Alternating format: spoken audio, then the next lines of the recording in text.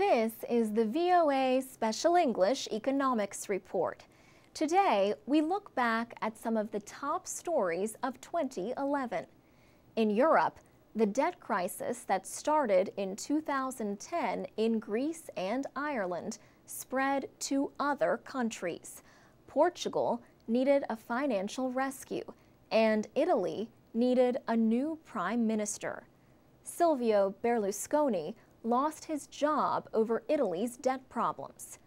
Former European Union official Mario Monti replaced him in November.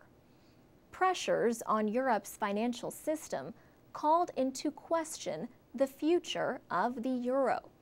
European finance officials called for greater cooperation and new rules. World Bank President Robert Zoellick said Europe would have to find its own answers to its debt problems. Europe has to rescue Europe, okay?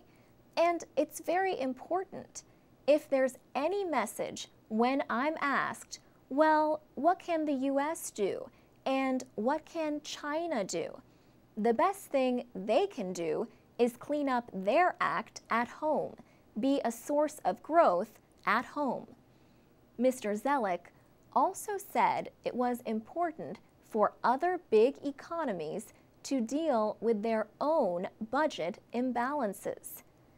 The downgrade of America from AAA didn't affect the finances today, but it may be one of those events people look back on 10 years from now and say, did they get the warning?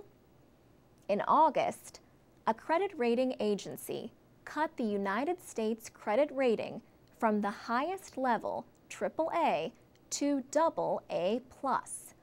Also in August, Steve Jobs stepped down as chief at Apple because of his failing health. He died of cancer in October at the age of 56. He brought the world the iPod, iPhone, and iPad, and helped make Apple into one of the world's most valuable companies. 2011 will be remembered as a year of protests. Revolutions for political freedom swept North Africa and the Middle East in the Arab Spring.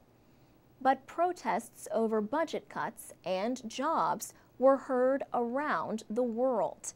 In the United States, activists in hundreds of cities protested economic inequality and joblessness. Protesters were angry that banks got rescued with taxpayers' money during the financial crisis nearly 4 years ago. But many Americans continue to face hardship. Anger over government budget cuts led to protests in Greece, Britain, and elsewhere. And in southeastern China, villagers in Wuhan rebelled against local officials they accused of illegally taking land. For VOA Special English, I'm Alex Villarreal. If your New Year's resolution is to learn English, we can help. Find out more at voaspecialenglish.com and on Facebook, Twitter, and iTunes at VOA Learning English.